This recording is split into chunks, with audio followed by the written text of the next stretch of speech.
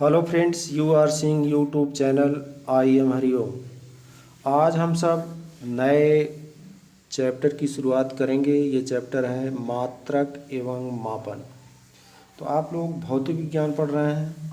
भौतिक विज्ञान में मापन बहुत आवश्यक है। क्यों?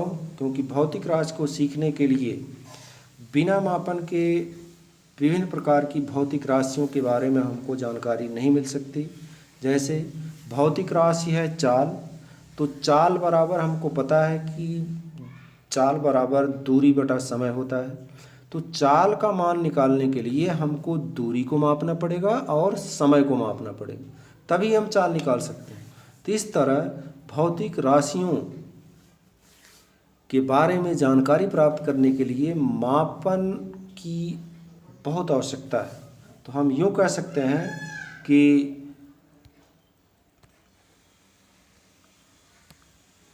भौतिक राशि को सीखने के लिए मापन की आवश्यकता होती है और बिना मापन के भौतिक को सीखा नहीं जा सकता। भौतिकी को सीखने के लिए राशियों का मापन सीखना आवश्यक है। बिना मापन के भौतिकी को हम सीख नहीं सकते। अब भौतिक राशियाँ क्या है? सबसे पहले हमको ये जानना पड़ेगा भौतिक राशियाँ क्या है। कि वे सभी राशियाँ जिनका मापन भौतिकी के नियमों व सिद्धांतों के प्रतिपादन हेतु आवश्यक है, भौतिक राशियाँ कहलाती हैं। तो इस तरह हम यूँ कह सकते हैं कि वे सभी राशियाँ जिनकी सहायता से हम भौतिक के नियमों एवं सिद्धांतों को प्रमाणित करते हैं, उनकी जांच करते हैं, वे सभी राशियाँ भौतिक राशियाँ कहलाती हैं। जैसे लंबाई, द्रव्यमान, समय, बल, ताप, विद्युत धारा, ये सब भौतिक राशियाँ हैं। अब भौतिक राशियों का मापन, हम भौतिक राशियों को कैसे मापते हैं, क्या क्या तरीके अपनाते हैं कि जिससे हम भौतिक राशियों को माप सकें। तो भौतिक राशि के मापन के दो चरण हैं। पहला चरण है मात्रक का चयन और दूसरा है आंकिक मान प्राप्त करना। तो सबसे पहले हम जिस भी भौतिक राशि को मापना है, उसी भौतिक राशि के एक छोटे से भाग को मानक मान करके उसको कोई नाम दे देते हैं, और जो नाम देते हैं वो नाम मात्रक कहलाता है। अब सर्वप्रथम हम उस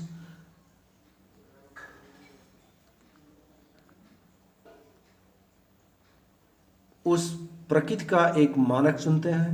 भौतिक राशि का स्वेच्छा से चुना गया मानक उसका मात्रक कहलाता है।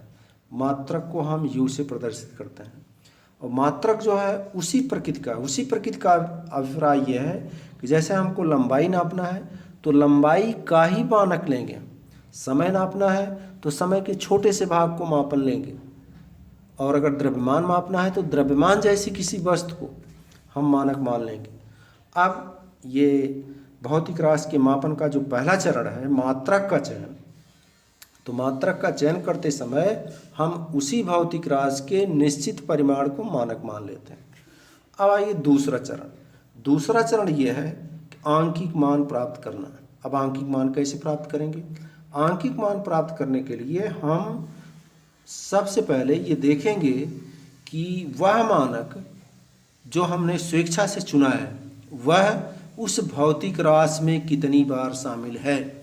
जितनी बार शामिल होगा वो भौतिक राशि का आंकिक मान हुआ। जैसे यह मानक उस भौतिक राशि में कितनी बार शामिल है, यह हम ज्ञात कर लेते हैं। ज्ञात करने के बाद हम मान लें कि वो n बार शामिल है, तो भौतिक राशि का जो आंकिक मान हुआ वो हुआ n। और इस तरह भौतिक राशि को हम मात्रक सहित लिखेंगे तो उस भौतिक राशि की माप q = n u प्राप्त हुई। और इसको हम आपको एक उदाहरण द्वारा समझाएंगे। मान लीजिए एक छड़ है जिसकी लंबाई है AB है, उसको हमको मापना है ये आपके सामने ये छड़ बनी हुई है ए बी, इसको मापना है और इसकी लंबाई के एक निश्चित मानक यहाँ से लेकर के यहाँ तक हम इसको एक मानक मान लेते हैं और उसको एक नाम दे देते हैं मीटर। अब हम देखेंगे कि यह मीटर ए से बी तक में कितनी बार शामिल है। आपके सामने ये फिगर बना है, इसमें देख रहे हैं कि ये जो मानक हमने माना है छोटा सा यहाँ से यहाँ तक, ये 1 बार, 2 बार, 3 बार, 4 बार, 5 बार शामिल है। तो हम ये कहेंगे कि इसकी जो लंबाई है छड़ ए बी की वो है 5 मीटर। कितना हुआ? 5 मीटर। तो इसी तरह अगर हमको कोई और लंबाई नापना है तो हम ये देखेंगे कि यह मानक उस लंबाई में कितनी बार शामिल है। तो इस तरह मात्रक हो गया, जो लिखने का तरीका हमने आपको बताया था उसमें Q = NU, Q = NU के हिसाब से n का जो आंकिक मान है वो है 5 और u जो है मात्रक है, वो मात्रक यहाँ लिया गया है मीटर। तो इस तरह छड़ की लंबाई हुई 5 मीटर। चूँकि वस्तु की माप निश्चित है, छड़ ए बी की लंबाई नहीं बदलेगी, अतः मात्रक का आकार बदलने पर संख्यात्मक मान बदलेगा। यदि u1 व u2 दो अलग अलग मात्रक चुनने पर राशि के संख्यात्मक मान n1 n2 हों तो Q = n1 u1 n2 u2, और यहाँ से हमको दिख रहा है कि n1 u1 = n2 u2। यदि u1 बड़ा है तो u2 छोटा होगा। यदि u1 is greater than u2 तब n1 is less than n2। अतः मात्रक जितना बड़ा होगा संख्यात्मक मान उतना छोटा होगा। जैसे जो छड़ ऊपर ए बी बनी है, इसको अगर हम मीटर में नाप रहे हैं तो इसमें 5 बार शामिल है, और यदि इसमें इसके एक छोटे से मानक सेंटीमीटर को मानक मान करके अगर इसकी लंबाई हम मापें सेंटीमीटर, सेंटीमीटर छोटा सा पार्ट होगा, इतना पार्ट, और अगर इसको हम इसमें तुलना करें तो तुलना करने पर जो आंकिक मान हमको प्राप्त होगा वो मीटर से अधिक होगा। जैसे लंबाई अगर 4 मीटर आई है तो सेंटीमीटर अगर मानक लेंगे हम तो ये 400 बार शामिल होगा, और अगर मिलीमीटर लेंगे तो ये 4000 मिलीमीटर होगा। तो क्यों? क्योंकि मीटर जो है, मीटर ग्रेटर दैन सेंटीमीटर और centimetre is greater than millimetre. इस तरह हम ये कह सकते हैं कि भौतिक राशि का मात्रक बड़ा लेने पर संख्यात्मक मान छोटा होगा और छोटा मात्रक लेने पर संख्यात्मक मान बड़ा होगा।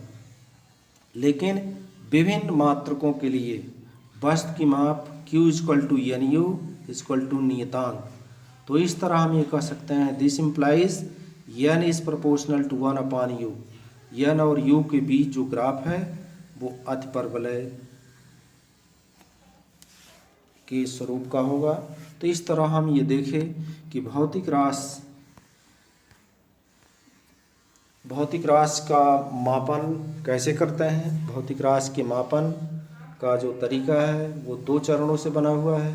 पहला चरण है मात्रक का चयन और दूसरा चरण है आंकिक मान प्राप्त करना। तो इस तरह किसी भौतिक राशि के मापन के लिए उसी भौतिक राशि के एक निश्चित परिमाण को मानक मान लेते हैं और उसे कोई नाम दे देते हैं, और फिर उस मानक से उस भौतिक राशि की हम तुलना करते हैं कि वह मानक उस भौतिक राशि में कितनी बार शामिल है, और ये ज्ञात करना मापन कहलाता है।